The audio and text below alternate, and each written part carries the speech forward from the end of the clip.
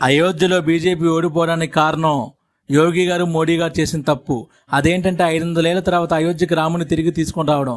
అదే బీజేపీని చేసిన తప్పు. రెండవది, హిందువులాగా ఓటు వేయలేదు. అంటే ఏంటంటే ఈసారి హిందువులు కులాల వారీగా చీలిపోయి ఓటు వేశారు. మూడవది, ముస్లింలు, క్రైస్తవులు, దళితులు మాత్రం కలిసికట్టుగా ఓటు వేసి మోడీని, బీజేపీని ఓడించారు. ముందు మన హిందువులకు సిగ్గులేదు. అయోధ్యలోని ఇదే హిందువులు 2014లో 19లో హిందువులుగా ఓటు వేశారు. దానికి కారణం అయోధ్య రామ మందిరం.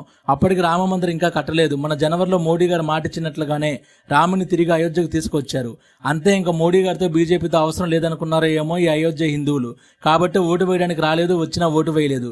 కానీ ముస్లింస్ మాత్రం మసీదును కూల్చివేసి రామ మందిరం కట్టారనే కోపంతో, రిజర్వేషన్ రద్దవుతాయన్న భయంతో ముస్లింస్ మోడీకి, బీజేపీకి ఓటు వేయలేదు. వాళ్ళదేం తప్పులేదండి, వాళ్ళకి యూనిటీ ఉంది, మనకి లేదు. అసలు తప్పంతా ఎవరిదంటే హిందూ దేశంలో హిందువుగా పుట్టి హిందూ మతానికి వ్యతిరేకంగా ఓటు వేసిన వాళ్ళ హిందువులదే తప్పు. ఇలాంటి వాళ్ళు దేశానికి చాలా ప్రమాదకరం.